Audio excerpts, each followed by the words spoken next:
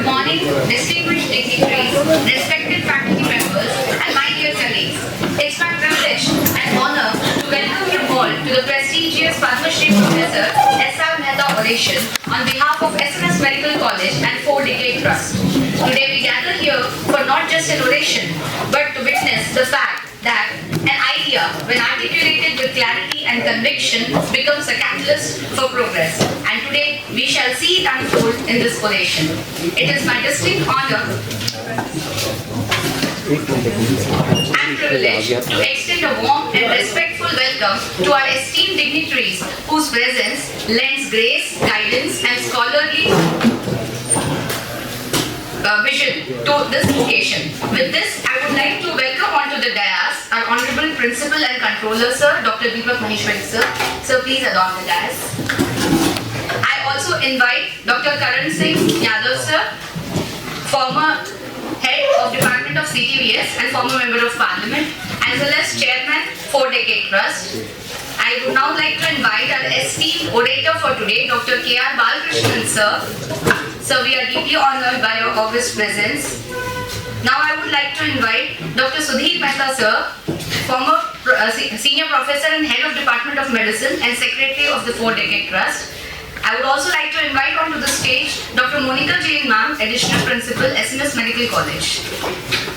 Thank you for adorning the dais. Just as flowers add beauty and fragrance to the occasion, the presence of our esteemed orator adds distinction and grace to this gathering. With this floral tribute, we extend our welcome and express our admiration and respect for you, sir. I now request Dr. Deepak Maheshwari, sir, and Dr. Karan Singh Yadav, sir, to give a floral tribute to our esteemed orator.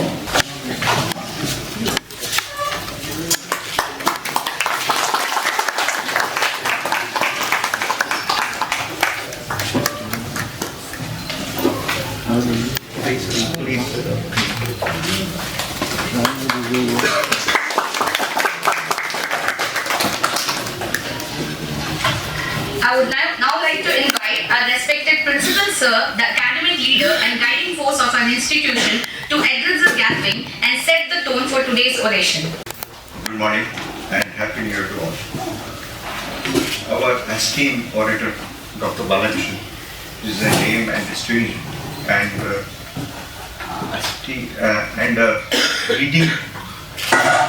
leading cardiac transplant surgeon in the country. Dignitaries, dear colleagues, it gives me immense pleasure and pride to extend a warm welcome on behalf of SMS Medical College and 4-Decade Trust to this prestigious oration that stands as a beacon of academic excellence and intellectual and professional inspiration. Oration of this stature are platforms that serves as a bridge between the generations of medical professionals, connecting with wisdom earned through years of dedication and curious and enthusiasm of young minds. Today's oration by legendary cardiothoracic surgeon Dr. K.L. Balakrishnan, sir, who is the huge name in the field of lung transplant and mechanical and circulatory heart failure management, honors a legacy and commitment to medical science, ethical practice and service of humanity. I urge all the young doctors present to listen keenly and reflect deeply and draw inspiration from thoughts shared today.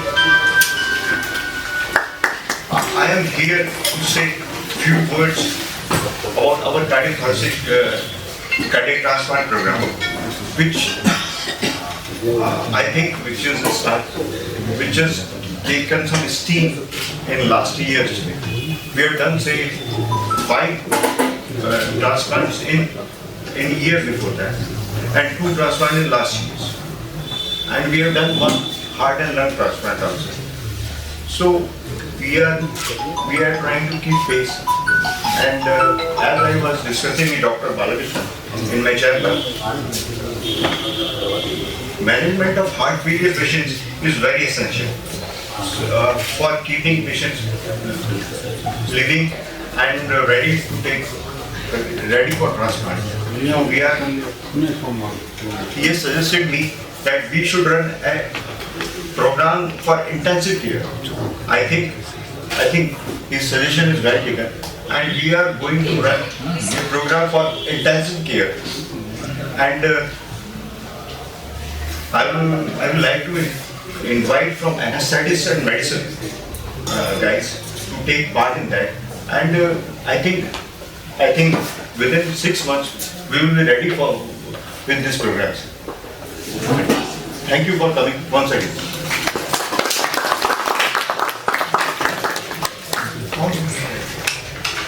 I think I forgot one thing. Sir, with your permission, we are inviting you to join our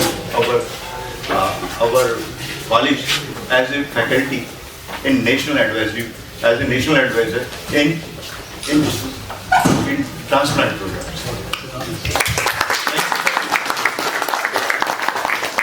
With the permission of Principal Sir, I am just going to read out the letter of appointment from our prestigious institution to Dr. K.R. Balakrishnan, MD, MS, FRCA, Director, Institute of Heart and Lung Transplant, MGM Healthcare, Chennai, Tamil Nadu. Subject: appointment as National Advisor Heart Transplant Program, SMS Medical College and Hospital, Jaipur. Dear Dr. Balakrishnan, it is a great pleasure and profound respect that Savai Man Singh Medical College and Hospital invites you to serve as a National Advisor for the Heart Transplant Program at our institute. Sir, we would like that you should become our National Advisor. I hope you are able to give us the consent. Thank you. Contribution to heart and lung transplantation in India, exemplary leadership in establishing the successful transplant program, and your commitment to advancing ethical and evidence-based transplant care have earned you national and international reputation. SMS Medical College considers it to be a privilege to be associated with you in its endeavor to develop a comprehensive and sustainable heart transplant program of national repute.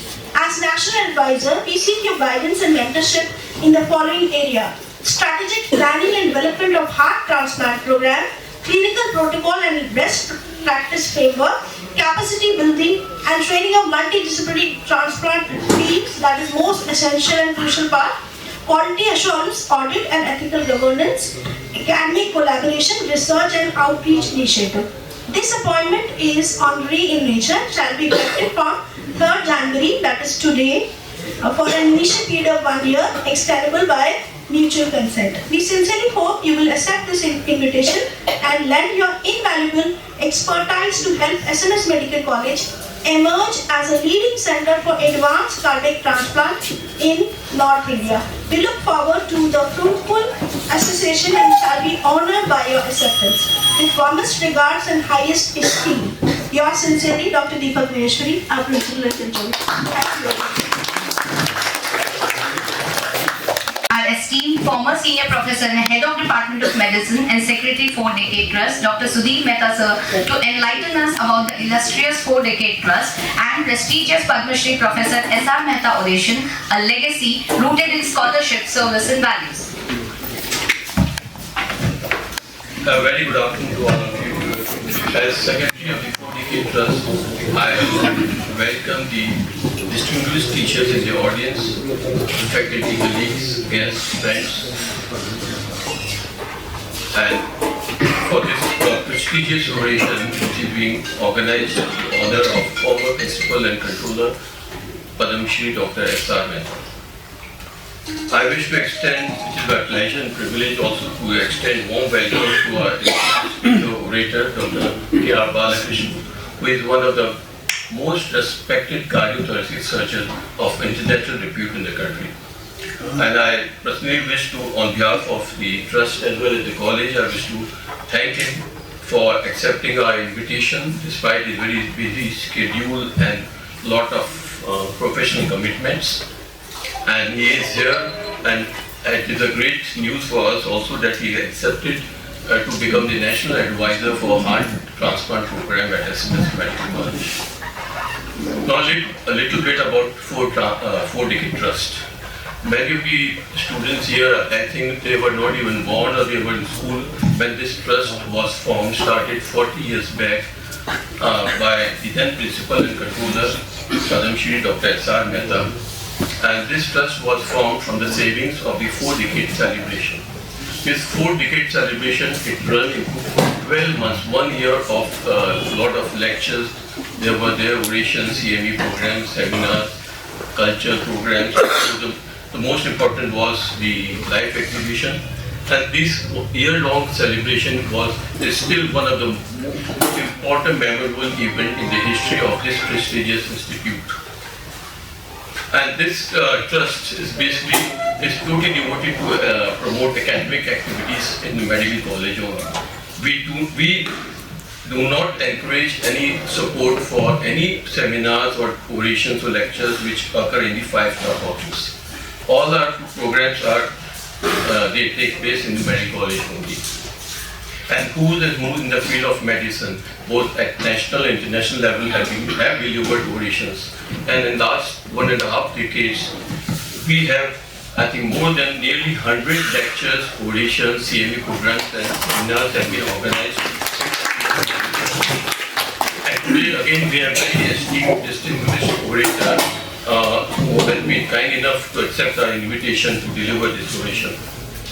And I think because of the sudden gap, last 1.5 years, we could not pursue these academic programs in college, but now I can assure you with our dynamic chairman, Dr. K.S. Yadav Sahab, and the team and the members of the trust and myself will continue to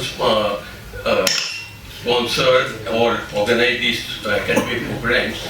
And probably next month we'll be inviting Dr. Vijay Seth, who is the chairman of the National Medical Commission as well as president of the National Board of Examination. I think with this I'll conclude and thank you again all of you for coming here and for making this oration program so colorful. Thank you very much. Sir, I now take the privilege to invite respected Chairman, 4-Decade Trust, Dr. K.S. Yadav Sir, former Professor and Head Department of Cardiothoracic Surgery, SMS Medical College, former Member of Parliament. Sir is a legendary cardiothoracic surgeon turned politician, and his transition from medicine to governance is guided by the same principles of precision, compassion, and an unwavering sense of duty. With great honor and profound respect, I invite you, sir, to enlighten us with your words of wisdom.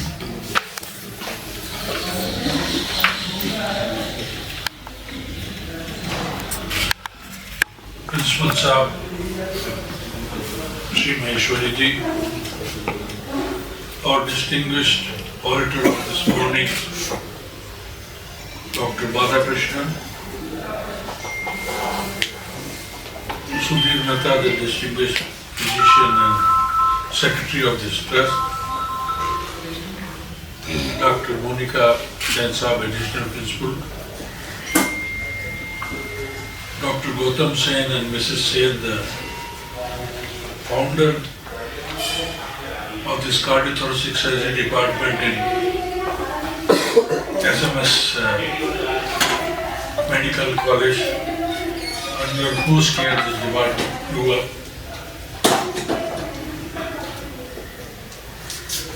Dr. Rajendra Mathur, our first transplant surgeon, Dr. Anil Sharma, Dr. Sondra, leading chartered accountant of this city, Shri Bhandari Sahab, Arogji, the head of the department of Jaipur department, Dr. Kaushal, Dr. Rajkumar, Dr. Ram Gopal, and many other leading faculty members and the students. It's a privilege that I served as secretary in the original 4-decade trust, which Dr. Mehta Sahab organized, and we had a treasurer named Dr. Dharkar, who was later principal of this medical college also, who was so stringent in his financial management, a penny would not go from this side to that side. At the end of the day, we saved certain amount of money, and it was left to college. It was decided by the executive committee. The college already has many flourishes and funds in its name. And to enhance the academic activity, we must have a 4-decade trust foundation. So with that income of the bank interest, we organized the 4, 5, 6 Orishan average by pursuit of country in the various academic specialty. And as Sudhir narrated, that rule 1 was austerity, 2 5-star dinners, only to and fro charges, modest living of and the oration award and money, and only in the college library. Nowhere else, it can't be shifted to a 5-star hotel. We've been able to organize that. And Padma Shri Mehta Sahib, in whose honor this oration has been named by the mutual consent of each and every one of us as Dr. Padma Shri S.R. Mehta honor. He is very much with us, is not able to travel and all that, that's why he's not in. Otherwise, he probably presented all the orations in the past. And this bit of slackness, 1 year slackness, was because of his ill health, and he was advised to choose a new chairman, and I am fortunate to be named for that by everybody. There can't be a better use of money saved from your income. In fact, I am also becoming wiser now by what the age is.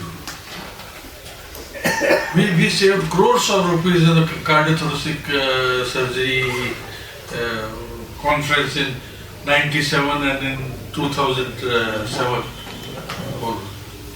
and returned the saving to the original coffer.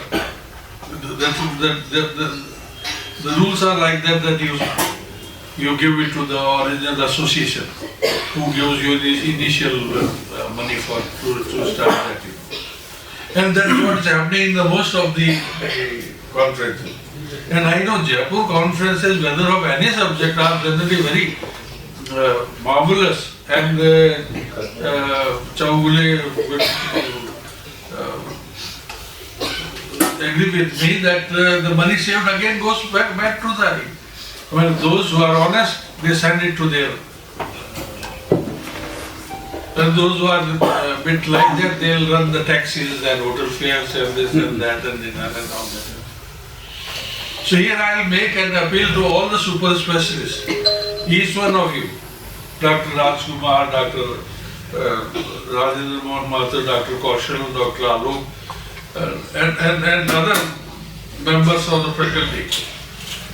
Amongst the savings, some of the funds you may kindly transfer to 4-decade trust. We must make it a beginning with a small amount of 1 lakh, 2 lakh, 3 lakh, so that we raise the coffer of this trust. So this activity continues through. You can invite your subjects master chef in that particular area. So that is a request that I make. We have next month Dr. Seth, a very well-known medical personnel. Then the next month, another neurologist with Rajni Sharma is hosting and programs like that. So I hope this appeal of mine will go to you, and some nominal money, some saving from which you can always tell your parent association that this is our parent coffer that we are ready to. I once again thank very much to Dr. Balakrishnan, who has so very kindly accepted our invitation to be the advisor on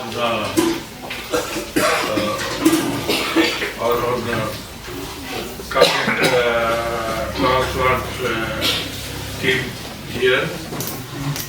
Dr. Devgada and Dr. Alok is also going to have a certification for Jodhpur soon.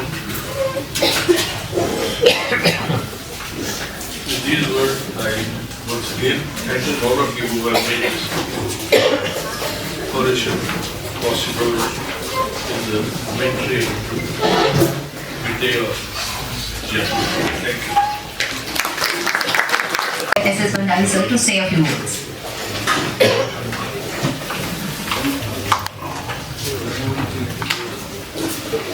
Good afternoon to all of you.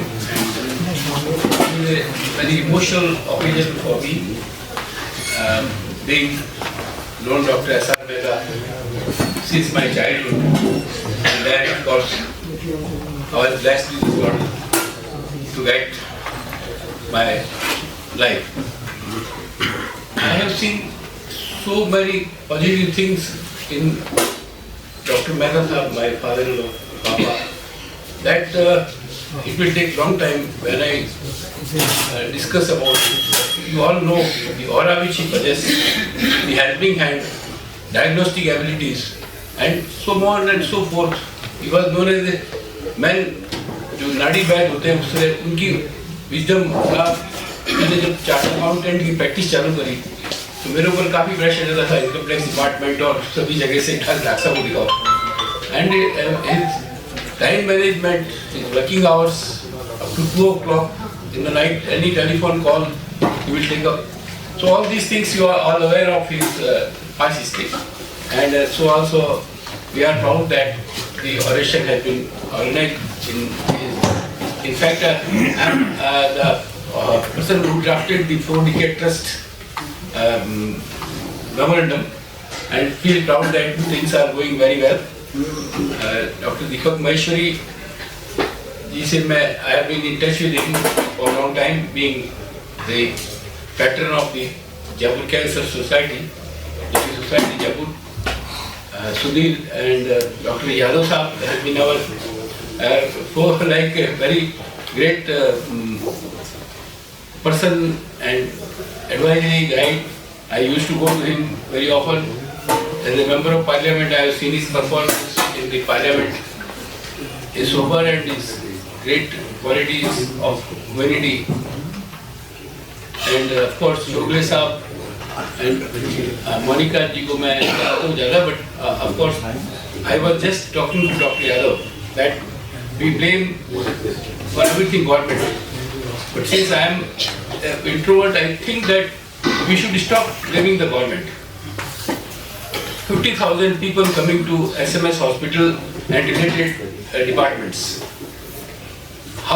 It is the only government which can do that. Everything free of cost. There will be difficulties in timings. You may have to wait, but the treatment which is still there in the SMS hospital is marvelous. All other things, the negative things you can talk a lot. But when you go to the hospital, you feel, I go to the Jekyll ward of the neonatal unit. I look at the children from 2 years to 12 years. They are suffering from. But the compassion and all that which I see in the staff still is very, very great. This is only the government which can do. And 4-decade trust, the activities have been little less because of the ill health of Dr. Mehta sahab. But surely Sudhir is a very focused, he is very sure that he doesn't misuse money. But money is not a problem. My experience with working with Jaipur Food Organization, I am the founder with Mr. D.R. Mehta there. Money has never stopped. Any good thing, I am always open for any institution. Chaudhary Sahib is aware. He is also advisor and member of the Jaipur Cancer Relief Society. Money never comes in the way. Whatever money, these crores, lakhs of this, I can get any sponsors. You don't have to ask anybody. Whenever you have a program, I will get you sponsors, not 1 but 10. You organize it at high level. Mahesh साहब जब पिछली cancer society के programme आए थे तो इन्होंने वहाँ हमारी तरफ से कहा था कि हम आपको ज़मीन दे देंगे, आप एक वहाँ पर कोई रेस्ट हाउस या डे केयर सेंटर की जगह नहीं है, पेशेंट्स आते हैं उनके, तो मैंने कहा आप ज़मीन दे दो, मैं पूरा बनवा दूंगा।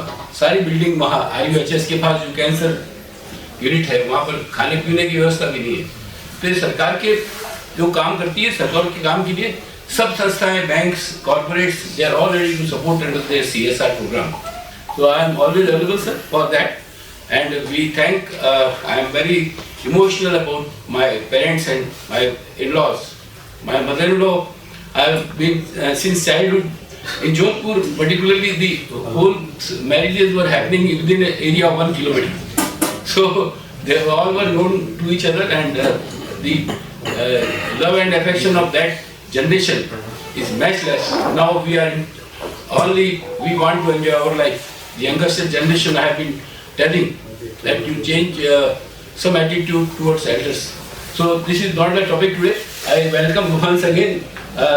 Fortunately, in care of Dr. S.R. Mehta, I am totally, I don't have any heart or any problem in my life so far. So, except the neurological issues of forgetfulness. So welcome Dr. Balakrishnan sir. And I have been coming to Chennai as a director of bank and all that. So sometime I will come to you. Heard so much about you from Sudhir, and also I have heard your name earlier also. So it's proud that you are in Jaipur, and welcome. Thank you very much. Thank you, sir. An oration of this nature finds its true meaning in the voice of a distinguished scholar. We are honored to have with us our honorable speaker, Dr. K.R. Balakrishnan sir, of exceptional repute for this oration. Sir is one of India's most eminent CT and heart transplant surgeons, especially known for his pioneering work in advanced heart failure management, transplant surgeries and mechanical circulatory support. He is based in Chennai and has a long distinguished career spanning over 30 to 40 years in cardiac surgery.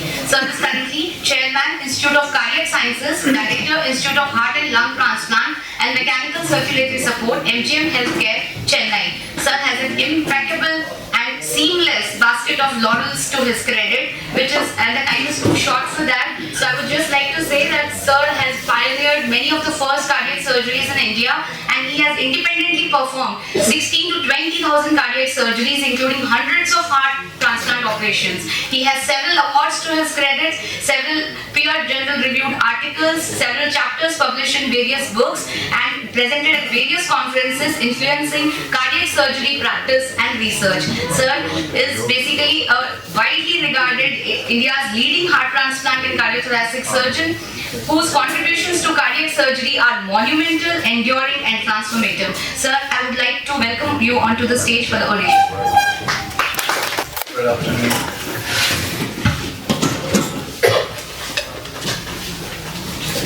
We all said that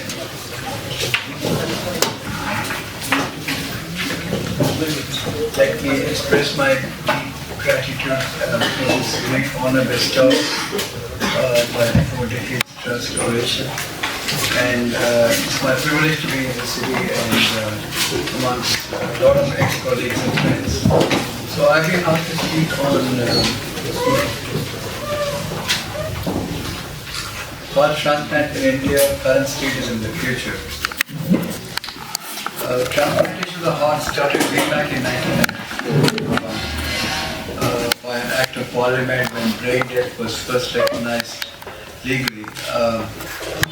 And we did our first transplant in 1946 February. That was the fourth transplant in India. But till the year 2012, the progress was very slow. And we were discussing the problems when you have a recipient, you don't have a donor. When you have a donor, you don't have a recipient. And if you don't have numbers, everyone, first question they ask is how many have you done, how many are alive?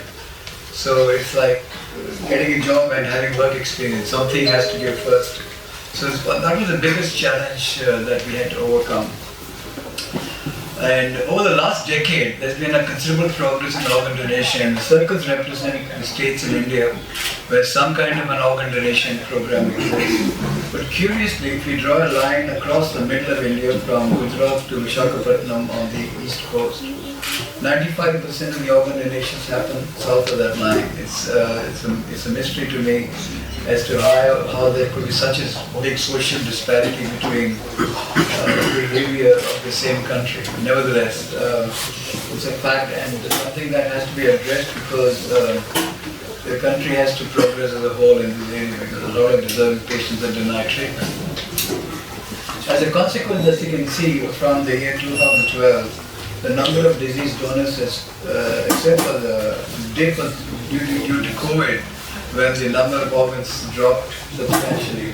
There's been a steady increase. This year's results are not yet compiled, the whole results, but there's a steady increase in the number of donors, and as a consequence, the number of heart transplants has gone up steadily, and we do close to about 85 to 90 transplants every year in our program. The current realities, again, we discussed this in some detail in the morning, it's actually very true for most units in this country.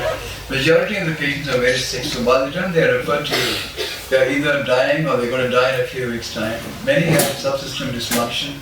A lot of them have a CRT device in place, some of them as recently as a few weeks. And this is important because in a country where healthcare is by and large paid for by the patient themselves, the CRT is an expensive device. It makes no sense to have them come for a transplant or a VAD within 6 months or 3 months of a CRT device. So that brings into question we should have more collaborative interdisciplinary meetings before advising treatment of any kind. Elevated creatinine is common. A lot of these patients have raised bilirubin. Unfortunately, the mechanical circulatory support with long-term devices like HeartMate 3 are likely to be destination therapy now with dollar touching over 90 rupees.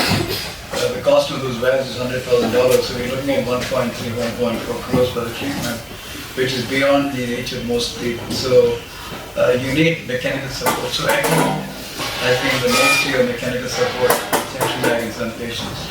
Pediatric organs are scarce, which is another big challenge. A lot of children need transplant. Donor coronary angiograms are rarely possible because of alternative reasons. So in a country with a very high incidence of premature atherosclerosis, you can have young donors as young as 30 with coronary artery disease. So that's another challenge which we need to overcome. The cost of the organ transport has to be borne by the patient. Not everyone can. So if there's an excellent organ even within your own state, for instance, an excellent organ in Udaipur or some other location, transport by road is not often easy, and you don't have flights in the middle of the night, and air ambulance can cost anywhere up to 10 to 15 lakh. If it's an election season, they are impossible to find because all these small aircrafts are basically business owned and meant for ferrying businessmen and politicians for electioneering. So, and it's not as though you can call it by Uber. Air ambulance is not planned as well. So that's another challenge. Yeah, at least in our team, both the pediatric and adult transplants are done with the same team. And the average waiting time in our hospital, in our state, for an organ is usually less than 3 months, which is actually a very interesting statistic because compared to when we started, the waiting times are increasing because the number of recipients is increased. So again, this is particularly pertinent for this audience because we've had a fair number of discussions since morning about the challenges in a transplantation. I leave aside the first one, establishing a cadaver organ donation program, because that would be a full topic in itself as to how our state cracked that. Because before 2012, the number of organ donations even in Tamil Nadu was very less. So that is a separate topic and that cannot be covered even in half an hour. That's actually a full-day debate, nevertheless. So even when you have an organ today, you don't have a recipient. Or when you have a recipient, you don't have an organ. So the first thing to crack is the waitlist mortality. Patients with renal failure have the big advantage of dialysis, so they don't even realize. So when you look at a kidney transplant waiting list in all the states, it's in 8,000, 9,000. It is not as though number of heart failure patients is any less, but they die because there is no dialysis. If the inotropes don't work, and even these wonderful drugs like Vimodoc, they don't work, you are actually dead. You die very quickly, and you don't always die of heart failure. Your kidney also starts suffering, so the cause of death is renal failure, but your underlying problem is poor ventricular function. So this is a favorite slide of mine. This is a child who had a sending procedure done in Railway Hospital in 1986, and she presented to me with severe biventricular failure. And I did this transplant on the 31st of December 1999. I remember the date because that was the date everyone said the world will come crashing because of Y2K or whatever. So as you can see, she has ascites, she has severe biventricular dysfunction. And I briefly show this to you just to say that most of us make the mistake that we think that surgery is the mainstay of a transplant. Unfortunately, it's not. It's like a soccer team. You can have Lionel Messi or Ronaldo on your team, but if you don't have someone to pass, and you're never going to score a goal. So it's truly a teamwork. It's not by. So this patient, very quickly, the surgery went on very well. So without blaming, he could finish it very quickly. In those days, we had the advantage that the donor was in the next operating room, so they could very quickly. The ischemic times were low. So we take the heart from the adjacent operating room and we quickly put it in. So the problem is not, and this was done I think 26 years ago. I think I've done this almost, yeah. But the problem is not, we fail to recognize that changing engine in a car which has nothing else going for it. See, that's a heart, excellent ventricular function. This child survived another 2 months. And as you can see, big liver. We didn't even understand the concept of MED score. We didn't know what liver dysfunction was. I don't think MED score was described in 1999, I'm not sure. So our assessment was poor. Tactile limits actually was not available. It was called FK506 and there was no TAC level possible. So this patient unfortunately didn't survive more than 2 months. I highlight this to so when we started this, the humble plastic bottle we get of Milrinone, that became the mainstay of our bridge to transplant because we were the first to start using Milrinone and send those patients home because prior to 2010, it was unheard of to start an inotrope and send the patients home. Inotropes were medically in intensive care. And you can't keep somebody in the ICU for 3 months, apart from everything else, cost and logistics. So this, I think Baxter was the first to bring it into the Indian market. So we started sending these patients home. But they're very lean. 50% of them could be managed with Milrinone. It vasodilated them, their pulmonary vascular resistance used to come down. And they were at least not breathless and requiring hospital admission. And this was a young boy actually alive now, 14 years later. We started using ECMO in 2011, amongst the first ECMOs in this country. And the first bridge to transplant in India was this young woman from Delhi who was airlifted with Intermax Class 2. She had a cardiac arrest, she was resuscitated, and we inserted ECMO. We were not even sure of that time. We spoke to the family not knowing whether anything is possible. And the faint yellow color you see in the skin is because she's jaundiced. This is the first time percutaneous cannula became available because the companies were promoting minimally invasive mitral valve replacement. Till then, they didn't have the percutaneous cannula. If you do an open cut down on ECMO, they tended to bleed. The percutaneous cannulation for the cannulation for the distal limb perfusion was done by an open cut down. And she was on ECMO for 2 weeks, and we got an organ and we transplanted her. And much to her surprise, she did well. She was alive 5 years later. She's skiing in the slopes of Gulmarg. She could do a VFU max 30 ml per kilograms. And she could physically climb Vaishno Devi on foot. And this is actually a spectacular success if you look at it anyway. A patient who's dying, the cardiac arrest and survived. So she happened to be the sister of the leading physician in Delhi. And suddenly good outcomes also create a buzz, and that's how the transplant program in this country actually started. She was alive for 5.5 years. She had one episode of acute rejection after 4 years. recovered ventricular function completely, then developed tuberculosis, brought his down, was treated locally and actually was not keen on coming, and eventually we lost the follow for a while. And by the time she landed with us, she had developed a full-blown tuberculosis with cytomegalovirus infection. So this tells you that transplant doesn't end with patient discharge. If you want them to be alive for 20 years, you have to be, even if they're not in touch with you, you have to, you or your team have to every month, every 2 months actively see, because a lot of times what patients think is trivial or people tell them is trivial, actually is not trivial. Diarrhea, for instance, is common in India when it could be the you had in the outside yesterday, or you could ascribe it to it. But it could also mean cytomegalovirus, which so you really nothing is too trivial. So our telephone numbers are available to patients all the time. 8 times out of 10 these are trivial complaints, you get irritated, but twice you will save a life.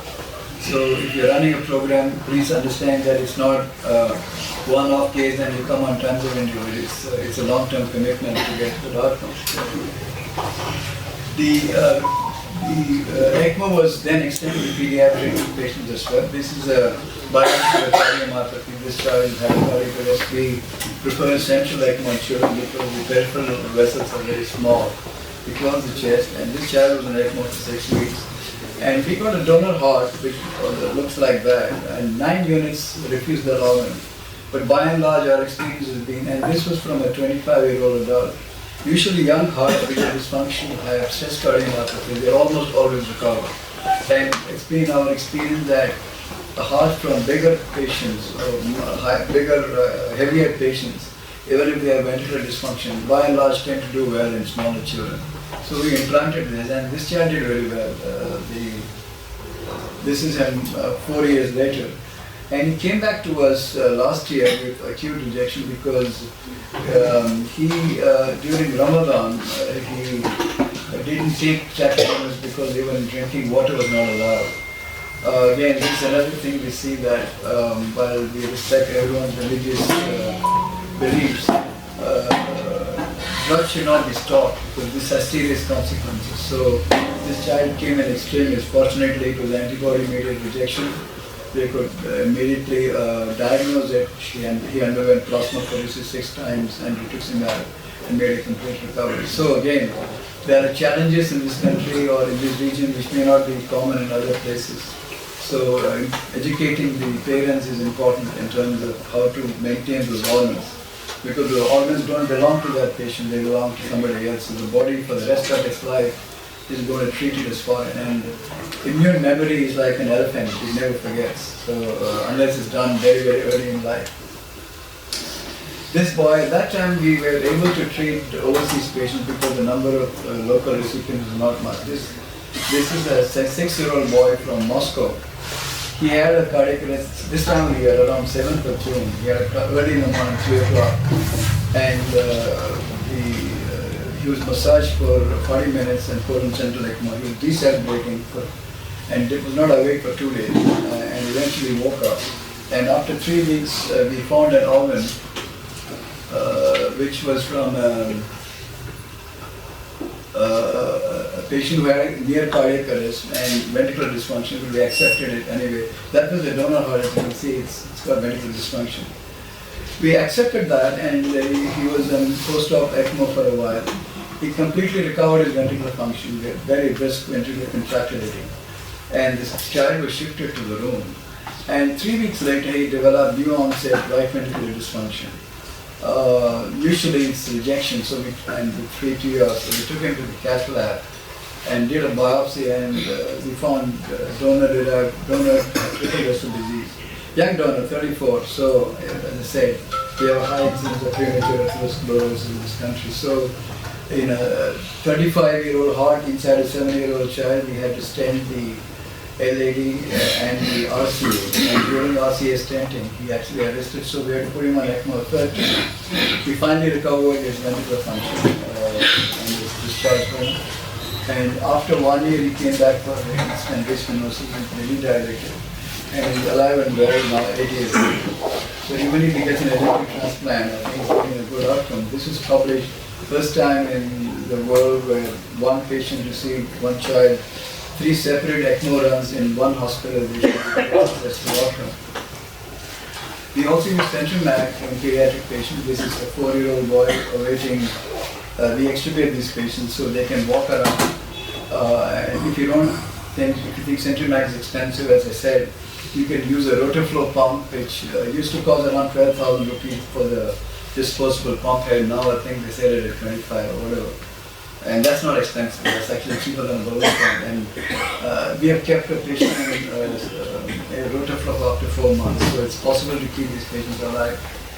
We also use an Impella pump. Impella is expensive, but we used it in a child because she was an ECMO.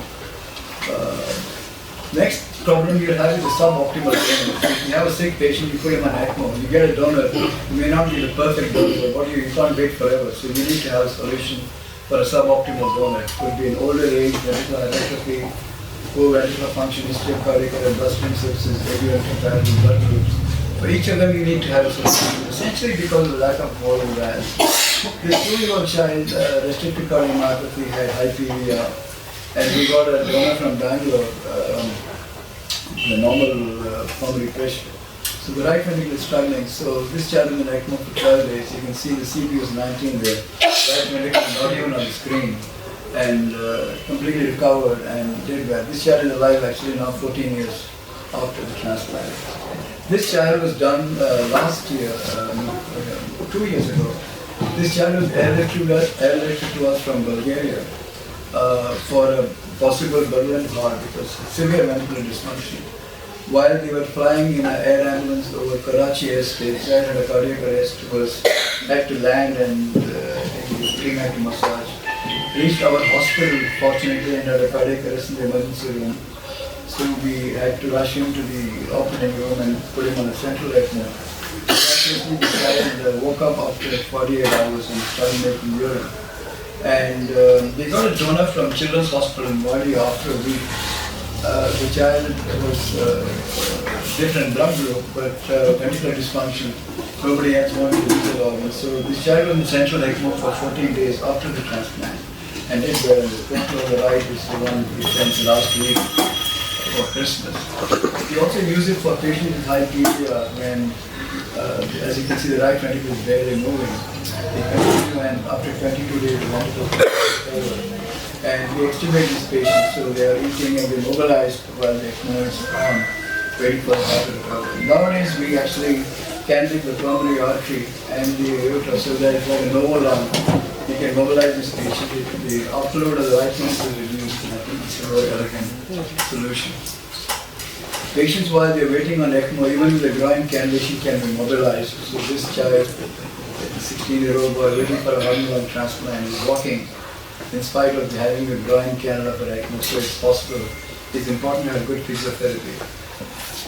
Several people have asked, the Centrimac or a Rotoflow pump insertion for severe LV dysfunction actually is a very easy operation because the ventricle is not contracting, so there's virtually no mobility. All of us grew up on closed mitral valvotomy, so we know how to take switches on the ventricle when it's contracting distally. So here you can see the ventricle is barely moving because of severe LV dysfunction. So even off bypass, you just take switches, you put in a graft, and you're putting the cannula into the ventricle and sleep organs. And we do small upper partial sternotomy.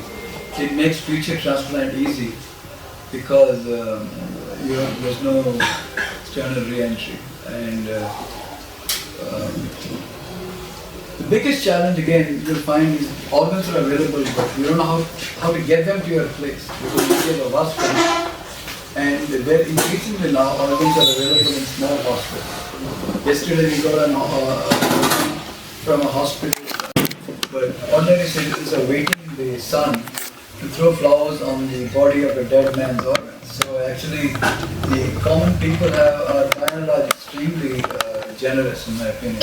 Actually it makes you want to cry that somebody would stand at 48 degrees centigrade to throw flowers on a dead patient's organ, not even knowing what is happening to it. So if the message is right, the citizens actually by and large respond. That is really our experience. And the recipient of that organ was this young boy with this Yasin Manga. This is in 3 weeks after the transplant. So the question of, as you can see, our mean ischemic time has progressively increased from the year 2012 because we became more and more confident that we can handle. So the normal young hearts for up to the mean ischemic time, highest ischemic time, up to 8 hours can be transplanted successfully. The organ is good, otherwise usable. So we started using commercial aircrafts way back into 2014. Go through the usual X-ray. You had to buy a separate ticket, and we followed the fate of the airline by internet to time your cross climb, whether in retrieval time.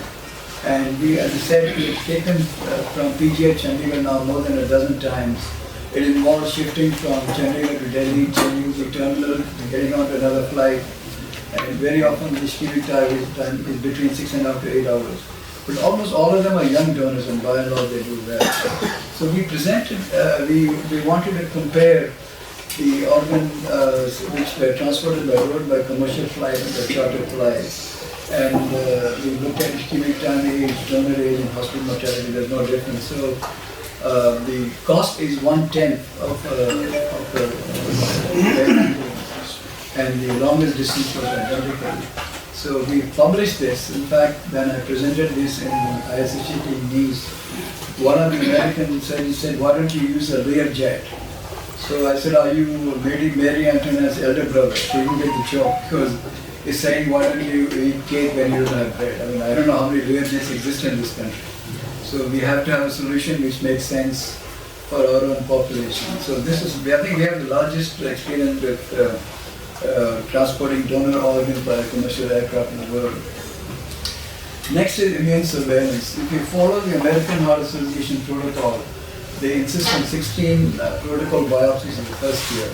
That is neither technically possible or financially possible. Technically it's not possible because they have to live in your city for 1 year. It's not, how can an average middle class patient relocate to another city and live, find a room, it's misery, it's not possible. And even in, I don't know how much the cost would be in SMS hospital for a cardiac biopsy and pathology. In private hospitals, it's usually around 1.5 lakhs, especially if you have to do immunohistochemistry and OCT or angiogram. So we restricted the biopsy to one at the end of 2 weeks before discharge from the ICU. And in that show, 15% will have some kind of rejection which is more than grade 2. You then pulse them with steroids and repeat the biopsy in 2 more weeks. Otherwise, you repeat the biopsy every year. With that, we've not had any. Now, increasingly, the world is following the protocol of limiting biopsies. And again, this has been published. We now see rejections coming 9 to 10 years late. This is a young girl who had a transplant in 2014. She presented to Holy Family Hospital in Bombay with cardiothoracic massage and put her on ECMO and the calculator. She was shifted to us with a ventricle looking like this. So we were debating whether to retransplant. Fortunately, we found antibody-mediated rejection with high antibodies. She had underwent plasmapheresis and rituximab, and she completely recovered her ventricle function, which is allowed 3 years later. So challenges in pediatric transplant are particularly more because number of pediatric donors is less. This 14-year-old girl with biventricular dysfunction during COVID time had a cardiac arrest, was on Centromag BioVac for 3 weeks. And we got an organ from Surat, significant mental hypertrophy, RNA thickness was 18, would probably not have from hypertensive bleed. We had to accept this organ as new donors were available during the COVID pandemic. So this child underwent a transplant. For the first 9 days, the heart didn't even have a, forget about ECG, there was no, it was a placid arrest. So on the 10th day, it actually started beating. And we weaned off the ECMO and then re-switched for totally after 21 days, the ventricle completely recovered.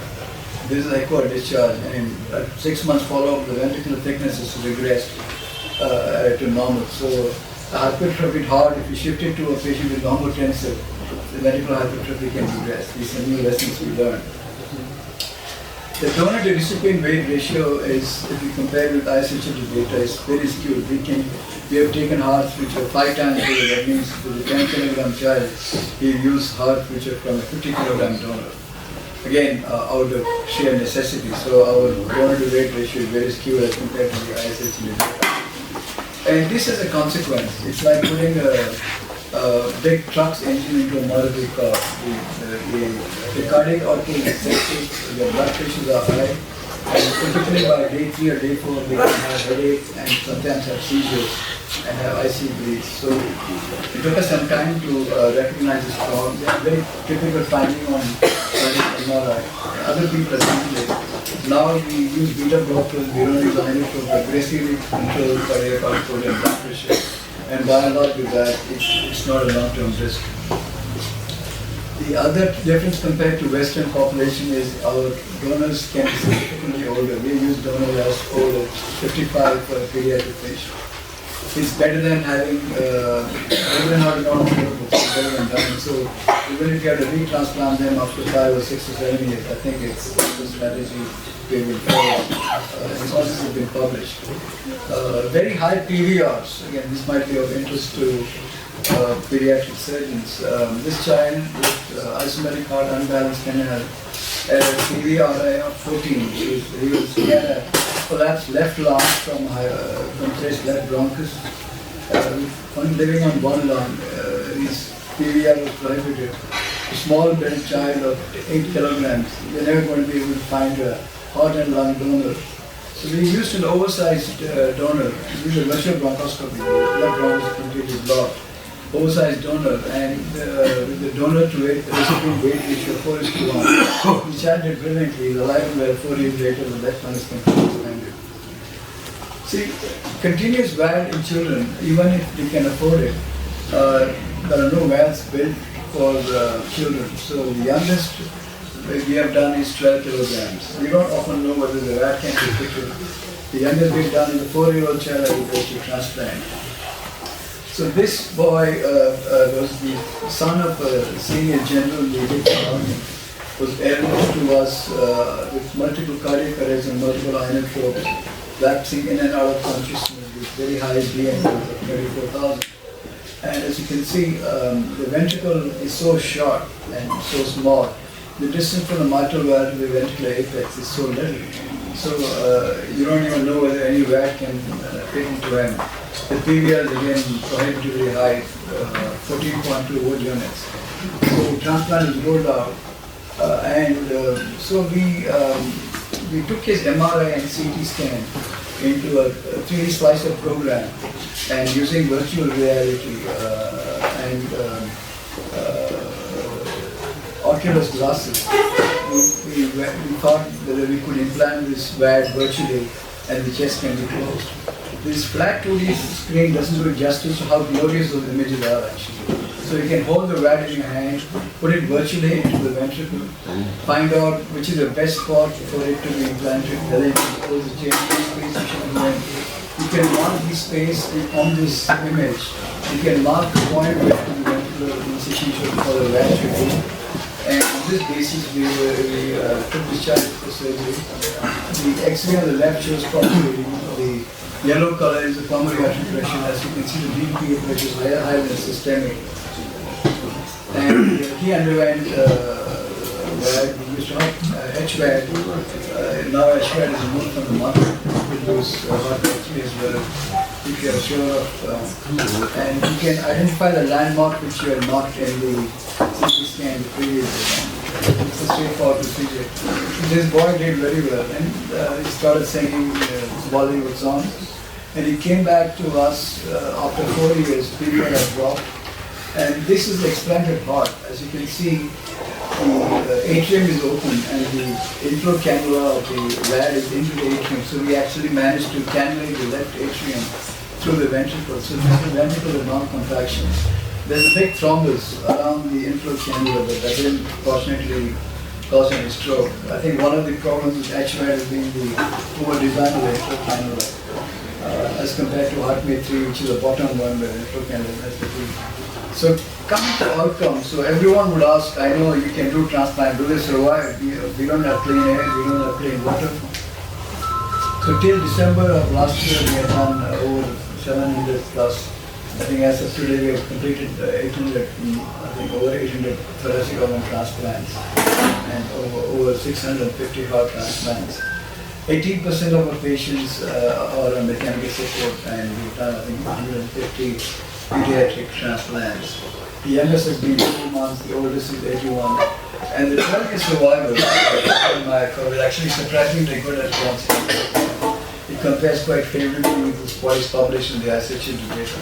To a large extent, the follow-up is actually very complete because of two things. One is patients who undergo a transplant keep in touch with you. They are not like CABG patients anyone has or have. They seek you out even for the most minor of complaints.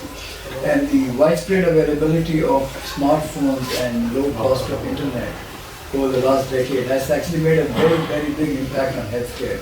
So as soon as the tachycardia is done, or blood urea goes up, they send you the echo, they send you the lab report, which was not possible 15 years ago. So follow-up is so much better today. That's another reason why outcomes have improved.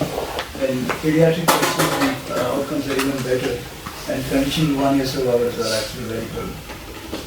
The risk factor for survival is low entry max category. So if you have a cardiac arrest in ECMO, 50% are alive in 10 years, which means I would say that 50% is safe because of the transplant program.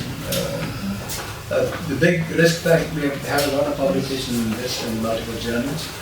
The big risk factor is poor renal function.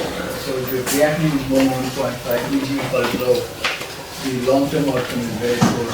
In this country, we don't have a good organ allocation criteria, motor level for combined heart and kidney, which is the way to go. So this is an unsolved problem.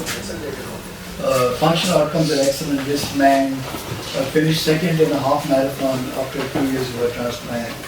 The girl to my left who was trekking in the mountains of Munnar looking for mountain goat 1 year after the transplant. This girl is playing tennis. This boy is playing soccer for his state team, and that is an 80-year-old man who was transplant playing tennis. Very briefly, journey with VADs. We did the first VAD implant in India. Roughly 2012. He started walking in 3 months' time. He became a grandfather after 1 year, and he started smoking and drinking with a paunch after 2 years. So people, you can change their house, you can't change their behavior. By and large, that's what keeps physicians in business, I think, unfortunately. The longest surviving VAD in India is this man. He lives in Chennai. He's 12 years post-heart breakthrough.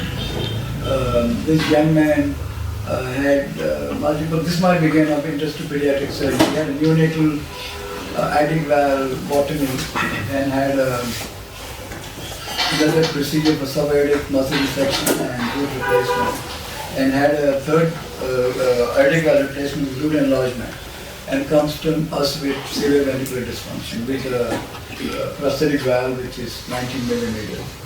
Now this is him 3 years after VAD, climbing the Raigad Fort. Raigad Fort was built by Shivaji, Emperor Shivaji, when he was fighting Aurangzeb. Even normal people cannot climb those stairs, so to do that after VAD. And again, I mentioned it from medical point of view, the recommended treatment for prosthetic valves and a VAD is to remove the valve, put in a tissue valve. This is all very nice, but you replace the valve with your mouth is easy to do. But to go and change a valve which has had 3 previous surgeries with RV dysfunction on a young man, what tissue valve are you going to do? So we have been leaving prosthetic aortic valves in place and managing it well, and we now have series of 6 patients. All of them have now crossed 6 years without a stroke, so it's something to think about. You should know, in my opinion, what feels safe in your hands rather than what is recommended books. This man next to Anna Hazare is playing volleyball. He's the guy in the forecourt. I'm not sure it's a good idea to play volleyball with a VAD, jumping around and dragging on a drive line, but he's milking his cows in the morning. So most of the time when you see advertisements for these devices, they show you a beautiful picture of somebody on a yacht on the San Diego harbor, but the reality of India is they have gobar and cow dung on the walls. So when you design something, you have to design for people who live ordinary lives, in my opinion. The functional outcomes are excellent. It's like hostile media standard, 5 previous double valve surgeries of some kind. He needs a VAD, so we do it through thoracotomy after 4 months. So the big problem is the cost, $100,000 now, I think it's now 90 lakhs. I don't know if the cost of dollar has gone up today or not. So how on earth can anyone afford it? It's not possible. Even in the Western world, it's not possible. And the other thing is the electronic waste. We talk about rare minerals and the fight right now in the world seems to be for the rare minerals. And yet, this is the number of junk we have in our own hospital. We cannot buy a van without a spare set of controllers, spare set of batteries. And if the patient gets a transplant or he dies or recovers, we don't know what to do with them. Patients say we have paid so much money for 15 years, but I got a heart, I didn't use it for 50 years, can you sell it back? So when you bring it up with Albert, they laugh at you. I say it's not a laughable matter. This is a problem which needs to be solved. We must be able to recycle them and reuse it. This is a rare commodity. So we started an initiative for device development. We started a company in IIT Research Park in Chennai. I'm also a professor in IIT Madras. So we built a VAD which can support both right and left ventricles in a single controller. And it's gone on animal trials, so we are hoping to have first in man. This is a pump, it's quite small. And this is an implant in a sheep done through thoracotomy. We also developed a microaxial catheter pump like in Impeller. The Impeller pump, as you know, sells at 27 lakhs. It's a lot of money to cough up in the middle of the night by cash because hospitals don't accept checks. So even if you can afford it, if you have a massive heart attack, you have cardiogenic shock, you're likely to die. And unfortunately, the mortality for cardiogenic shock even today is upwards of 90%. So we started a project of developing microaxial catheter pump. The upper one is the original Impeller, the lower one is what we've developed. And we also developed a perfusion device with the Indian Institute of Science. So this is a big heart which has been ischemic for 9 hours, and we put it on protector on our device, and this is now beating very briskly after 9 hours ischemia. So we need initiatives from our own country to make healthcare, and especially high-tech care of this kind possible. So in conclusion, excellent long-term outcomes are possible of transplant even in the developing economy, and we need more of this to that. Thank you very much. Thank you so much, sir. That was indeed a transformative and eloquent expression of knowledge and intellect, a true testament to the strength of informed thoughts. With this, I would now like to invite our esteemed dignitaries, Dr. Deepak Maheshwari sir, Dr. Karan Singh Yadav sir, Dr. Sudhir Mehta sir, and Dr. Monica Jain ma'am to commemorate this occasion and express our heartfelt gratitude to our esteemed orator, Dr. K.R. Balakrishnan sir, by presenting him with a memento and a certificate. Of the dais. Under the auspices of SMS Medical College and 4-Decade Trust, Padma Shri Professor S.R. Mehta Oration Award is bestowed upon Dr. K.R. Balakrishnan, Chairman, Cardiac Sciences and Director, Institute of Heart and Lung Transplant, MGM Healthcare, Chennai, on Saturday, 3rd of January 2026 at SMS Medical College, Jaipur, for his outstanding contribution towards the advancement of medical science in the field of heart transplantation in India.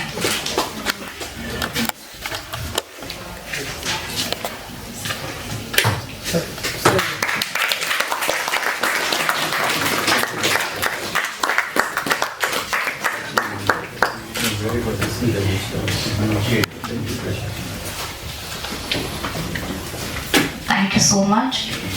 Coming to the end of the program, to acknowledge and appreciate the contribution of all who made this event successful, I now invite Dr. Monica Jain ma'am to propose the vote of thanks. So, good afternoon everyone, and wishing you all a very very happy new year. Happy New Year कहना तो भूल ही गए एक दूसरे से. So wishing you all a very very happy new year.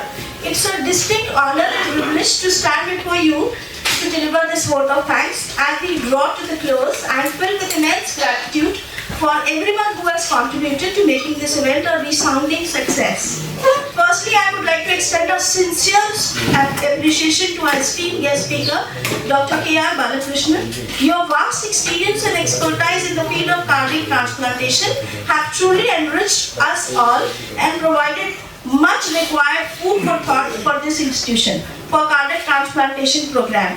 We are deeply grateful for you to taking time out of your busy schedule to be with us. Our heartfelt thanks also go to the 4Decade Trust who made this event possible and inviting such a great orator to this institution. My deepest gratitude to Chairman Dr. Karan Singh Yadav, Secretary 4Decade Trust Dr. Sudhir Mehta sir, for making this event possible. Your trust have been doing excellent work since several years and showcasing best of best orators to this institute. We are really thankful to you, and without your commitment, an occasion like this would simply not be possible. Thank you very much, sir. Of course, I cannot forget to thank our wonderful and dear audience. Thank you for your presence and enthusiastic participation. Your engagement and support are what truly make these events meaningful and memorable. So you have to continue show your presence here whenever we are planning, because a series of sessions are to be conducted, and please do come as you have come today. We hope that you will cherish this excellent donation and have enjoyed this entire oration, and it is actually an eye-opener for all of us. And of course, the heartfelt thanks to the impressive master of ceremony, Dr. Madhurata, who had added color to this event by her vibrancy. Finally, I would like to thank for the unwavering support to the librarian, audiovisual persons, our photographer Surendra ji. Once again, thank you all for being a part of this memorable occasion. We look forward for your continued support in future endeavor. Thank you all very much, and the very tasty high tea is waiting outside.